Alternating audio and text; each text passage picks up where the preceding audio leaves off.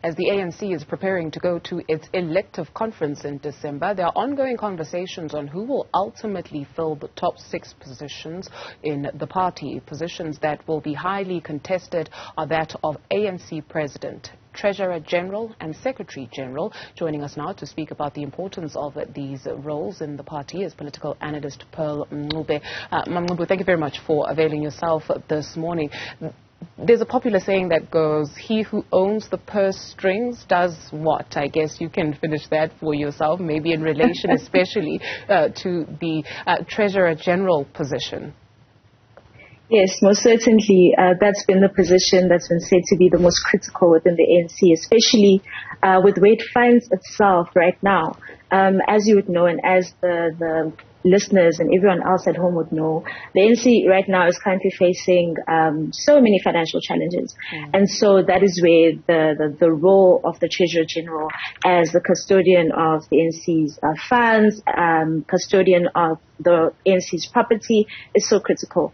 So it's then going to be, important for the fundraising of ANC funds, the, financial reporting of ANC funds, and ensuring that anything related to the ruling party's purse is concerned is all in order. So I understand why people are saying that at this very critical moment for the ruling party.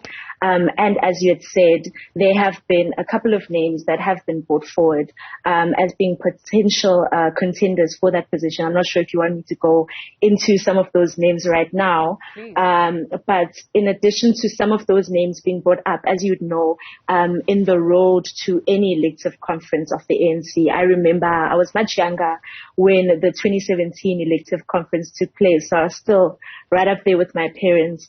There were so many posters being floated. You would have seen even with the provincial elective conferences, right? A lot of people suggesting names, putting names forward, sometimes in the form of a slate with every single position put forward. But the outing of those names on its own is usually not sufficient to then say that the person who has been brought forward is interested in taking up the position. So there have been some people whose names have been floated and people who have been put themselves forward to then say that they would be interested and that they would take up these positions. So right now for the critical position, we then have Pule Mabe, who is the current spokesperson of the ANC. We have Mzwandile Masina, who might come forward as a strong contender for the position. And then we have Andile Lungisa. That might be rather tricky considering the electoral rules that have now come forward. We'll get into the electoral rules in a few moments. And you speak of, whether these people whose names have been bandied about would be interested in the position. But what about people at branch level who would then be responsible for ultimately ascending them to the highest position, especially for this role? And you take a look at the names that have been offered. Would they be interested in making any one of these the Treasurer-General? Certainly. I think there are, pros and cons for every single name, strengths and weaknesses for their nomination at branch level. I think with Andile Lungisa, and we'll get into the rules as the conversation goes, as you'd said, he brings in that young element that has been the outcry of so many people, so many structures within the ruling party. So if he were to run for the position and be able to successfully put forward a successful campaign strategy, a campaign effort, that would be, his stronghold. Then you have Masina, who has strong support within Gauteng. That would be debatable considering the outcomes, right? But considering that he had been a mayor, considering that he has been active, he would have that support. Then you have Pule Mabe, who is obviously quite visible within the ANC, with a lot of people knowing him, knowing his work, knowing his history past within the ruling party itself. But then the downfall with him is a lot of people have come forward and said that in order to bring change within the ruling party, there's a need to sort of disturb the status quo.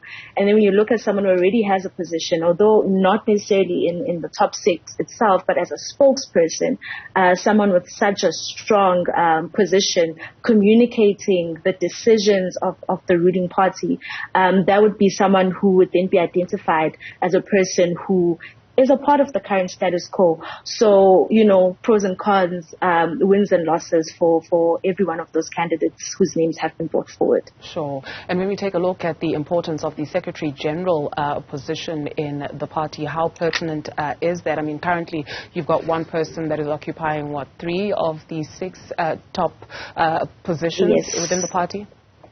A very critical position, and I would argue against people who would say that right now the TG position is the most important. I would say that the position of the Secretary General is severely overlooked. If we go to the ANC Constitution itself and try to understand what the Secretary General position is all about, the actual Constitution says that the SG is a Chief Administrative Officer, right? So coordinating all these different activities, ensuring communication across different structures. That to me sounds like the lifeline of an organization.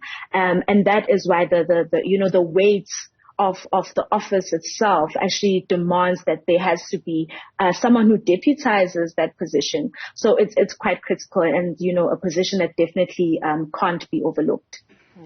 So nominations open on the 7th of September, right, for the positions that will then be people be elected or see people elected in December. What of this element incorporated within the rules that among the top 6 you need a female incorporated in there? Yes. So, as I said before, 2 very important elements with the elective conference about to take place. It's the issue of gender representation, and it's the issue of young people that has come forward so many times. And looking back at the 2017 results, although we had female representation in the form of the late comrade Jessie Duarte, that was one woman, right, in the top 6. And I remember a lot of us, having some mixed feelings about that. And now the committee, the electoral committee, in delivering the rules last month, has then come forward to say that it is now important for branch nominees to ensure that the names that they bring forward, that they enjoy a 50% representation from women. And another measure that the committee has set in place to ensure that there's greater reflection on, women and younger people coming into higher positions of power is ensuring that the deputy positions are then nominated in the conference as a second process, if you may. So the other positions will be nominated, and everyone, not nominated, but elected rather, and then the deputies would be elected later. So I'm guessing from the first set of elections that are going to take place, people would then be able to reflect on, the balance of gender, fair representation rather in terms of age, and then hopefully bring in those elements with, the deputy positions. There are pros and cons to that, obviously, but those are just some of the measures that are now being put in place to ensure that there is fairer representation. Just maybe very quickly, finally, for us with the rules that have been presented, right, how much do you perceive that we are likely to see people taking some matters to the courts to challenge the rules, as good as they may look on paper? Just how much consensus are they going to enjoy, especially leading up to December? Yes, I definitely think that there are people who are going to challenge some of the rules that have been brought forward. The first person that comes to my mind is Ace Makashule, right? So he, as you would know, is the suspended Secretary General of the ANC, suspended from the party as well, who has time and time again come forward to challenge some of the rules of the ANC, right?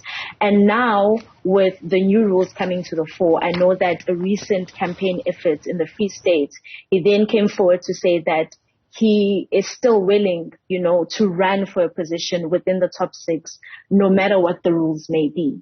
I'm not sure what his current stance on the matter is right now, but you definitely see elements of people who are willing to challenge some of the rules that have been set forward, even before the rules that have been set forward by the Electoral Committee. But people who are so determined, in running their own campaigns, that they are willing to just set these rules aside. So I definitely anticipate that there might be some sort of challenging of the rules. If those people are going to succeed, whether they're going to succeed is another matter. I don't see them succeeding personally.